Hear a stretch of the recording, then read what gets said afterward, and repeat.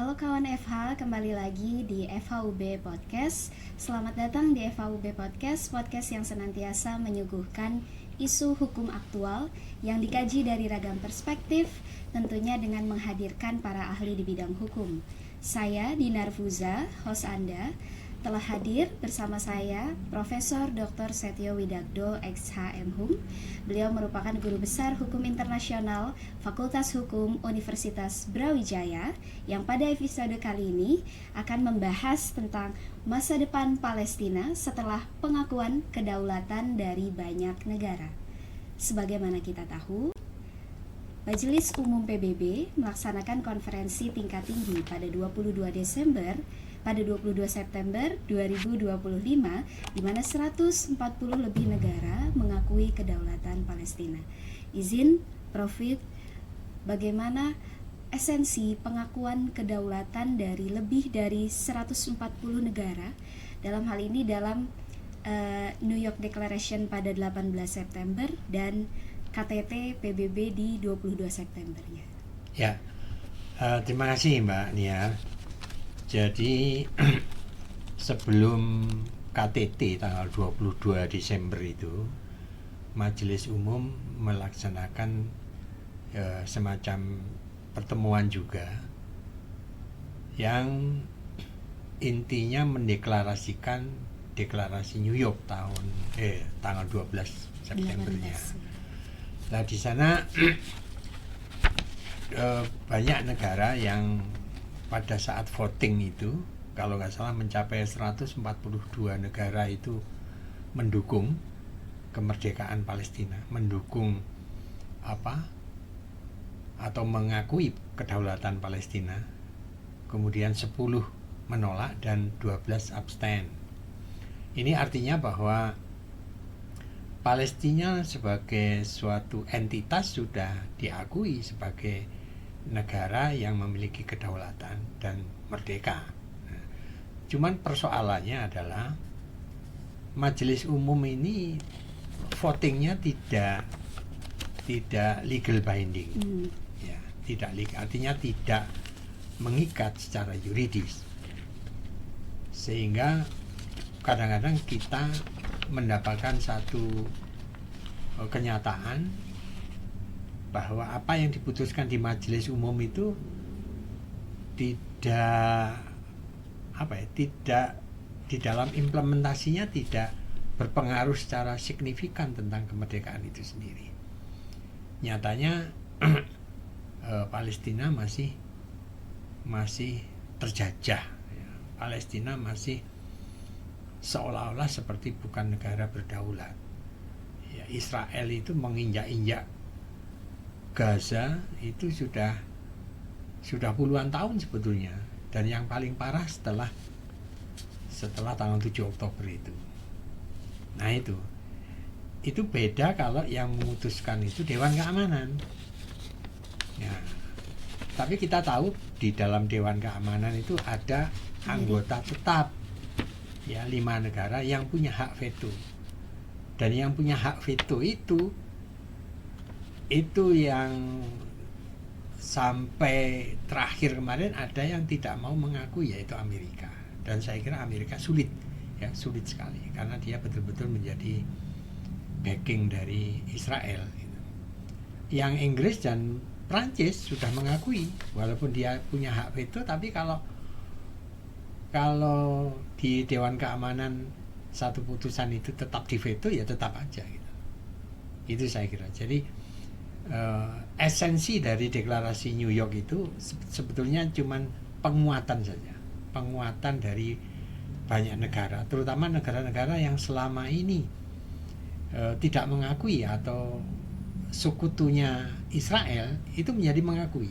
Itu yang baru ya, yang baru dari deklarasi New York dan dari KTT kemarin itu yang baru. Ada beberapa negara yang selama ini ikut mendukung Amerika, ya, untuk pro Israel, sekarang tidak, seperti Prancis, Inggris, Portugal, Kanada, Australia, dan bahkan sekarang ini Palestina sudah punya perwakilan di London, di Inggris. Nah, ini pukulan besar sebetulnya buat Israel dan juga buat Amerika. Dan tidak tahu, kita tunggu aja sampai kapan mereka itu kuat untuk memusuhi Palestina. Disampaikan oleh Prophet tadi ya, meskipun sudah voting 140 lebih negara begitu di Majelis Umum PBB, tetapi pelaksanaannya non legal binding tadi ya, Prof ya. Lantas apa di dalam New York Declaration itu kita sempat mendengar adanya two-state solution itu, Prof. Oh iya. Bagaimana dengan two-state solution itu? Apakah memungkinkan untuk bisa dilaksanakan, Prof? Ya, memang di dalam deklarasi New York itu sebenarnya kan merupakan peta jalan untuk menuju perdamaian antara Israel dan Palestina. Salah satunya adalah menghidupkan kembali ide tentang two-state solution, ya, yaitu solusi dua negara. Saya ingin sampaikan bahwa solusi dua negara ini sebenarnya sudah sejak tahun 47 dikumandangkan. Sejak tahun 47, yaitu dengan resolusi nomor 181, resolusi PBB nomor 181. Tapi itu adalah setahun sebelum Israel berdiri. Begitu Israel berdiri malah sama sekali tidak terdengar lagi itu two state solution itu. Bahkan Israel semakin mempertahankan diri sebagai ya musuh bebuyutannya Palestina itu, seolah-olah tidak mau damai. Nah sekarang di deklarasi New York itu dikumandangkan lagi, dihidupkan lagi gagasan mengenai two state solution itu. Apa two state solution itu? Yaitu satu solusi di mana antara Palestina dan Israel itu duduk bersama, duduk berdampingan dengan damai. Yaitu Palestina akan mendapatkan hak-haknya yang selama ini dikuasai oleh Israel. Dan Israel juga mendapatkan haknya untuk bisa diakui oleh Palestina. Sebaliknya Israel juga mengakui Palestina sebagai negara dan mereka hidup berdamai. Begini Mbak Dinar, sebetulnya antara bangsa Yahudi dengan bangsa Arab itu sebenarnya sudah lama mereka itu hidup berdampingan, sudah lama. Tapi mereka seolah-olah kemudian terpisahkan lagi sejak Israel berdiri tahun 48 itu. Dan ini betul-betul sebetulnya bukan perang agama. Sebetulnya bukan perang agama. Ini adalah murni memperebutkan wilayah yang diduduki dan kemudian diikuti oleh masalah kemanusiaan. Jadi bukan perang agama.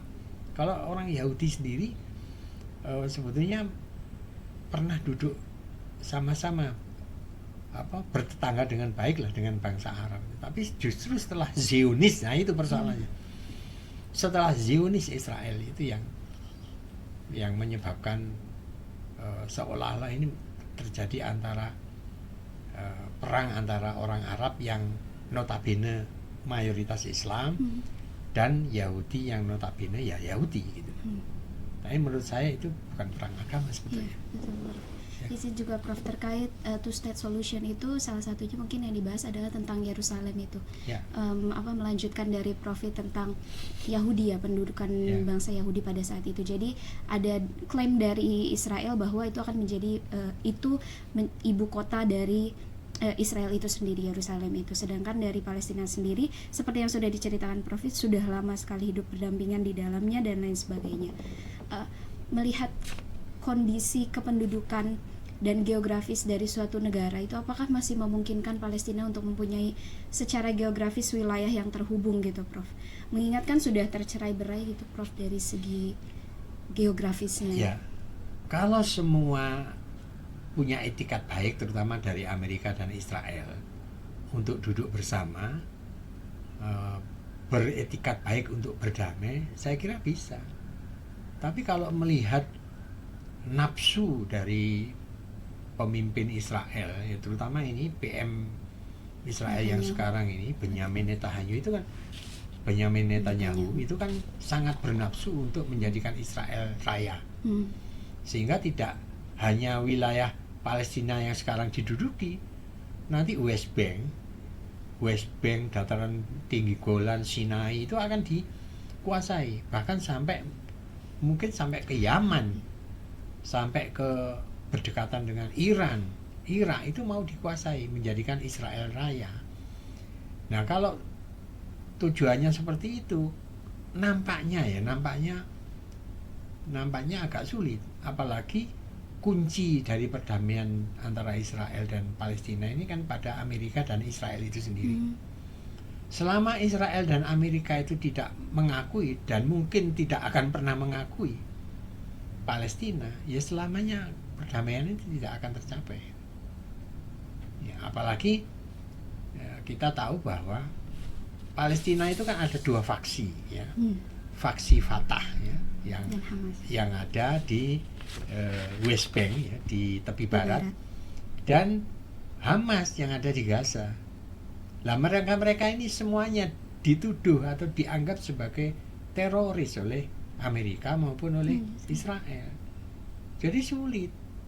Jadi kalau misalnya salah satu syarat dari solusi dua negara itu misalnya ya, melucuti senjata Hamas dan Hamas kembali ke bersatu dengan Fatah, bersatu dengan Palestina pada umumnya. Mereka senjatanya dilucuti, bahkan ada kata-kata mengucilkan Hamas. Itu rasanya kok tidak mungkin, karena Palestina selama ini ekses itu ya salah satunya karena ada Hamas, ya, sayap militer lah ya, ada Hamas, dan Hamas sendiri nggak mungkin lah mau dilucuti senjatanya, sementara Israel dan Amerika itu tidak cukup punya etikat baik untuk berdamai. Sulit. Jadi kecurigaan itu akan terus berlangsung. Demikian juga Israel suruh duduk bersama, itu syaratnya supaya Hamas tidak dilibatkan. Nah ini kan juga sulit, gitu lah, juga sulit. Makanya penyerbuan selama hampir 1 tahun lebih dengan 60.000 korban itu yang banyak kan anak-anak dan perempuan. Maksudnya ya anak-anak itu supaya tidak tumbuh menjadi Hamas baru gitu. Mereka disikat habis itu, tunas-tunasnya itu kan itu. Iya, Prof. Ya. Betul. Prof Wid tadi sudah menyampaikan terkait salah satu requirement gitu ya, Prof, dari Israel adalah melucuti Hamas dari pemerintahan Palestina begitu ya. Namun sempat ada statement juga dari Amerika bahwa New York Declaration ini adalah hadiah bagi teroris gitu. Mereka selalu menganggapnya seperti itu gitu, hadiah bagi teroris dan lain sebagainya. Kalau kita sedikit melihat, apakah ada kalau sedikit dikaitkan begitu Prof dengan serangannya Iran ke Qatar gitu, dan akhirnya hendak bersatunya beberapa negara di Timur Tengah untuk membentuk blok baru itu tadi Prof, seperti ada Iran, Qatar, Turki, dan mungkin akan masuk Uni Emirat Arab begitu Prof. Apakah itu akan menjadi sinyal dan kekuatan yang akan mengkontrakan dengan Israel sehingga ada harapan untuk Palestina itu sendiri Prof? Ya, saya kira demikian. Jadi ketika Israel itu menyerang Qatar, ini menurut saya blunder, ya, sembrono ini. Kenapa? Karena kita tahu bahwa Qatar itu sekutunya Amerika sebetulnya, dan di Qatar itu ada pangkalan militer Amerika. Hanya karena Israel itu mengejar Hamas yang kebetulan ada di Qatar, kemudian Qatar diserang. Nah ini menurut saya ini sebuah kebodohan, strategi yang sangat keliru. Dan itu benar adanya ketika Qatar diserang, maka kemudian ada aliansi baru. Itu hikmah juga menurut saya. Ada aliansi baru antara Iran, Qatar, Mesir. Kita tahu juga Mesir selama ini kan cukup akomodatif dengan dengan diplomasinya dengan Israel. Tapi sekarang Mesir angkat senjata, gitu loh. Dan kalau Mesir sudah angkat senjata dan dia akan mempertahankan mati-matian Selat Hormuz, itu bagi Israel itu ancaman itu, ancaman. Gitu. Nah, dan aliansi baru ini akan diikuti oleh negara-negara Arab yang lain. Nanti mereka bergabung untuk mempertahankan atau membela Palestina dan mengancam Israel itu. Israel ini memang ya sudah keterlaluan, sudah harus dihentikan. Sudah sangat keterlaluan.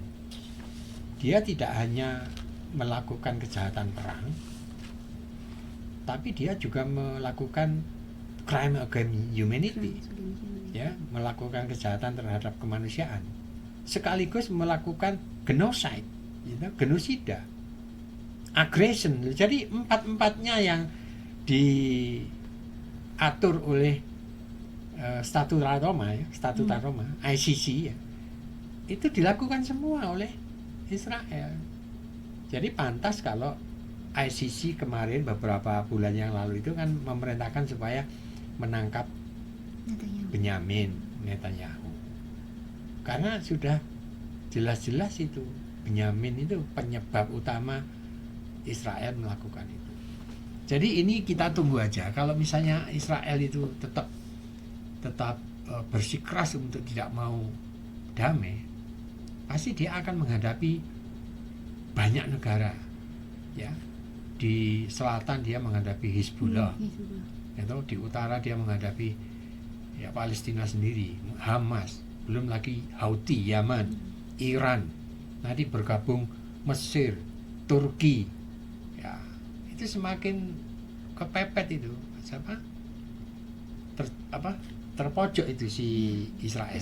Belum lagi Benyamin itu juga menghadapi perlawanan dari dalam negeri sendiri, masyarakat Israel sendiri sebenarnya sudah jenuh dengan perang, mereka tidak mau seperti itu. Kan Israel sendiri kan warganya kan mengungsi di mana itu, banyak yang mengungsi, juga terancam lah keselamatannya. Kalau sampai rudal-rudal Iran CS ini sampai ke kan gitu. Jadi ini kalau Israel tetap bersikeras, juga Amerika, ya dia akan semakin terpojok menurut saya. Ya, dan ini sudah saatnya lah negara-negara Arab di Timur Tengah itu bersatu. Stigma teroris itu memang sudah lama. Stigma teroris terhadap Hamas itu sudah lama. Itu mereka tidak akan menghilangkan stigma itu pada Hamas. Baik, Prof.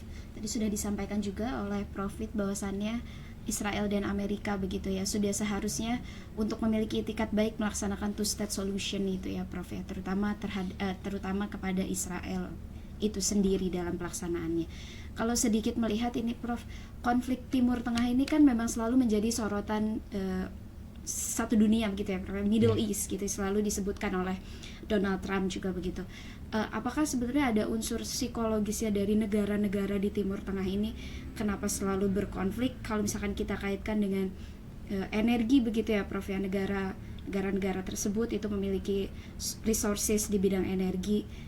Kalau kita melihat lagi dari segi perdagangan, tapi kalau kita melihat lagi lebih jauh dari segi persaudaraan begitu, Prof. Kenapa selalu menjadi titik terjadinya konflik itu menarik di Timur Tengah itu sendiri? Ya, sejak dulu memang Timur Tengah ini merupakan satu wilayah yang sangat seksi bagi siapapun di dunia. Karena apa? Minyak, ya, energi. Ya, berjuta-juta barrel minyak itu dihasilkan dari Timur Tengah. Sehingga siapa yang tidak tertarik? Anda tahu Libya di obrak-abrik itu ya karena minyak. Afghanistan diporak-porandakan seperti itu karena minyak. Irak itu dulu dituduh punya senjata pemusnah massal oleh George Bush, gitu, oleh Amerika. Dituduh mempunyai senjata nuklir. Kemudian dengan alasan itu dia serbu Irak. Padahal setelah diselidiki tidak ada itu. Ya karena propaganda, ya kebencian terhadap Saddam Hussein aja. Dan minyak itu yang jelas minyak itu. Karena minyak. Mungkin mereka negara barat itu, terutama Amerika itu punya prinsip begini. Kalau bisa saya rampok dalam tanda kutip ya. Kalau bisa saya ambil, mengapa saya harus memakai sumber daya kami sendiri? Amerika itu punya minyak di Alaska sana, itu masih belum dieksplorasi. Mereka punya ladang minyak yang belum dieksplorasi dan dieksploitasi di Alaska sana. Tapi selama saya bisa ambil dari negara lain, mengapa saya harus eksplorasi punya saya sendiri, kan gitu. Itu katanya seperti itu sih. Jadi Prof, kembali lagi kepada kondisi Palestina pasca pengakuan kedaulatan dari banyak negara ini, kan lebih dari 140 negara. Tapi setelah kita bercerita itu, kemerdekaan ini apakah bersifat hakiki atau bersifat semu, peluang dan tantangan begitu ya Prof ya? Apa sebetulnya tantangan, hambatan untuk penyelesaian konflik itu sendiri Palestina dan Israel, padahal sudah mayoritas negara itu mengakui kedaulatan, kemerdekaan, sovereignty-nya Palestina gitu Prof. Ya, pertama, pengakuan kedaulatan dari lebih dari 140 negara itu mestinya pertama ya, Palestina itu harus menjadi anggota penuh dari PBB. Harus menjadi anggota penuh. Tapi persoalannya itu tadi, untuk menjadi anggota PBB itu harus mendapatkan rekomendasi dari Dewan Keamanan. Nah, dari Dewan Keamanan ini kalau masih ada voting, ya sulit. Apalagi votingnya dari Amerika. Walaupun sekarang sudah 4 negara mengakui kan, 4 negara anggota tetap Dewan Keamanan. Inggris, Prancis, Cina, dan Rusia. Tapi masih ada Amerika. Nah, kalau Amerika tetap memvoting, ya tetap nggak bisa. Karena syarat menurut piagam PBB, syarat menjadi anggota PBB, anggota penuh maksudnya, itu diusulkan oleh Majelis Umum, tapi direkomendasi oleh Dewan Keamanan. Kecuali kalau Amerika itu punya akal sehat ya. Wah, ini sudah 145 kalau nggak salah, mengakui Palestina, mendukung Palestina. Kok kemudian saya batalkan dengan hanya satu veto? Ini kan tidak sehat ya. Tidak punya akal sehat. Itu pertama. Ya, kemudian kedua, selama Amerika dan Israel itu tetap tidak mau mengakui Palestina dan tetap mengakui Palestina secara keseluruhan itu teroris, itu ya pengakuan kedaulatan dari banyak negara itu seperti tidak ada artinya. Apalagi kalau Israel terus menggempur Gaza, bahkan mau meluluh lantakkan Gaza, meratakan Gaza, dan negara-negara lain semacam membiarkan, tidak berbuat apa-apa, ya percuma aja. Apa artinya kemerdekaan kalau masih digempur terus dan negara lain tidak ada upaya untuk membela atau mencegah, kan gitu. Izin Prof, satu pertanyaan terakhir sebagai penutup. Bagaimana, apa yang bisa kita lakukan sebagai masyarakat sipil, organisasi keagamaan, organisasi kemanusiaan begitu Prof? Melihat sebenarnya ini kan sudah one step ahead ya, lebih baik daripada sebelumnya gitu. Peluang apa yang bisa kita manfaatkan untuk memberi dukungan begitu Prof? Ya. Sejak dulu negara Indonesia beserta masyarakatnya ya, dari berbagai ormas, dari berbagai organisasi swadaya masyarakat, itu sejak dulu ya sudah melakukan bantuan, melakukan pembelaan berupa pernyataan sikap, bantuan medis, bahkan membangun rumah sakit di Gaza, mengirim tenaga medis, bantuan lewat udara, sembako, macam-macam, itu sudah puluhan tahun dilakukan. Karena apa? Karena ya itu yang bisa kita lakukan. Kita tidak mungkin toh mengirim masyarakat ke sana terus dipersenjatai, kan nggak mungkin. Bahkan kita juga tidak pernah toh mengirim tentara untuk melawan Israel, enggak.